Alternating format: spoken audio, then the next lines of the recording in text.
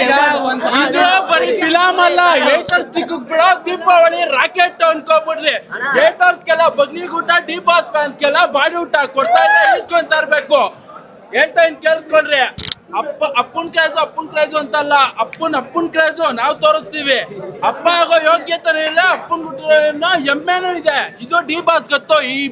ಈ fan base ನ beet ಮಾಡ್ಬೇಕಂದ್ರೆ ಅಪ್ಪನ್ ಹುಟ್ಟಿರ್ಬೇಕು ಅಂತ ಒಬ್ಬ ಹೇಳ್ದ. ಅಪ್ಪ ಆಗೋ ಯೋಗ್ಯತೆನೂ ಇದೆ, ಅಪ್ಪನ್ ಹುಟ್ಟೋ ಹೆಮ್ಮೆನೂ ಇದೆ. ಜೈ ಡಿ ಬಾಸ್. ಸಾಯೋವರ್ಗು ಹೇಳೋದೊಂದ ಜೈ ಡಿ ಬಾಸ್. ಫಸ್ಟ್ ಹಾಫ್ ಆಯ್ತು, ಸೆಕೆಂಡ್ ಹಾಫ್ ಕೊಟ್ರೆ ರಿವ್ಯೂ ಎಲ್ಲ ಯೋಚ್ಕೊಂಡ್ಬಿಡ್ಬೇಕು. ಏಟರ್ಸ್ಗಳೆಲ್ಲ ಚಟಿಯಲ್ಲಿ ಯೋಚ್ಕೊಂಡ್ಬಿಡ್ಬೇಕು.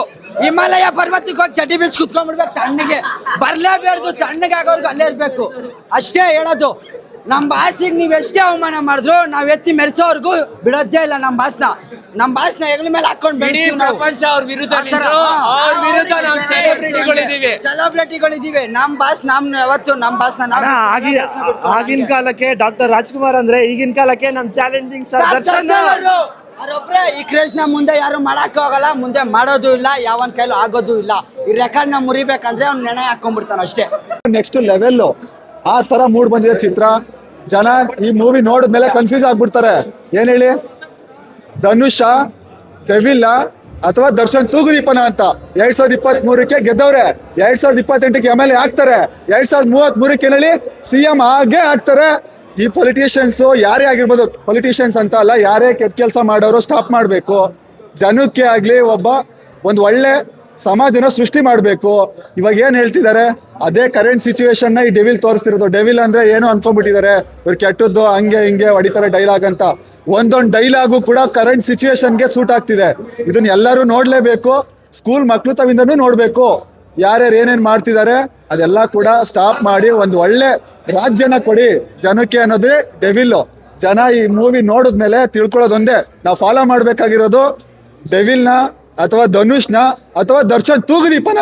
ಜೈ ಡಿ ಬಾಸ್. ಅಡ್ವಾನ್ಸ್ ಬುಕಿಂಗ್ ಬಿಟ್ಟಾಗಿಂದ ಯಾವ ತರ ಕ್ರೇಜ್ ಇದೆ, ಯಾವ ತರ ಪ್ರಮೋಷನ್ಸ್, ಯಾವ ತರ ಬೆಳವಣಿಗೆಗಳು ನೀವೇ ನೋಡ್ತಾ ಇದ್ದೀರಾ. ಡಿಸೆಂಬರ್ ನಮ್ದು, ಡೆವಿಲ್ ಇಸ್ ಬ್ಯಾಕ್, ಬಾಸ್ ಬಂದಾಗಿದೆ ಅಷ್ಟೇ. ಜೈ ಡಿ ಬಾಸ್. ಡೆವಿಲ್ ಡಿಸೆಂಬರ್ ಅಂತಾನೆ ಡಿಸೆಂಬರ್ ನಮ್ ಬಾಸ್ಗೆ ಕೊಟ್ಬಿಟ್ಟಿದೀವಿ. ಯಾರು ಅಡ್ಡ ಬಂದ್ರು ಅಷ್ಟೇ ಹೋಗ್ಬಿಡ್ತೀರಾ ಮನೆಗೆ. ಬಾಸ್ ಇದು ಡಿಸೆಂಬರ್ ಪೂರಾ ಬಾಸ್ತು. ಡಿಸೆಂಬರ್ ಅಲ್ಲ, ಜನವರಿ ಪೂರಾ ಬಾಸ್ತೆ. 100 days ಪಕ್ಕ ಜೈ ಡಿ ಬಾಸ್. ಅಷ್ಟೇ. ದೀಪಾವಳಿ, ಹೋಲಿ, ಚಿತ್ರಾನ್ನ, ಮೊಸರನ್ನ, ಬುಂದಿ ಎಲ್ಲ ಯಾರು ಬೇಕು ಬರ್ರಿ, ಕೊಡ್ತಾ ಇರ್ತೀವಿ, ಹಂಚ್ತಾ ಇರ್ತೀವಿ, ತಗೊಂಡೋಗ್ರಿ. ಅದು ಏಟರ್ಸ್ಗಳ್ಗಂತಲ್ಲ, ಎಲ್ಲರಿಗೂ ಬರ್ರಿ. ಅನ್ನದಾನ ಇದೆ, ಎಲ್ಲ ಇದೆ, ಸರಿನಾ? ಎಲ್ಲ ಮಾಡ್ತೀವಿ, ಎಲ್ಲ ತಿನ್ಕೊಂಡೋಗ್ರಿ. ನಿಮ್ಮ ಮೀಡಿಯಾದವ್ರಿಗೂ ಅಷ್ಟೇ, ಆರಾಮಾಗಿ ಮೈಕ್ ಇಡ್ರಿ, ಸೈಡಿಗೆ ಊಟ ಮಾಡ್ರಿ, ಹೋಗ್ರಿ, ಮಲ್ಕೊಳ್ರಿ ಅಷ್ಟೇ. ಇಷ್ಟು ಹೇಳಕ್ ಇಷ್ಟಪಡ್ತೀನಿ. ಬಾಯ್. ನಾಳೆ ಎಲ್ಲ ನಂದೇ ಓಡ್ತಾ ಇರುತ್ತಂತ ನನಗೆ ಗೊತ್ತು. ರಿವ್ಯೂ ಕೊಡ್ಬೇಕಂತಾನೆ ಬಂದಿದ್ದೀನಿ. ನಮ್ಮ ಬಾಸ್ನ ಮೆರೆಸ್ತೀನಿ ಹಂಗೆ.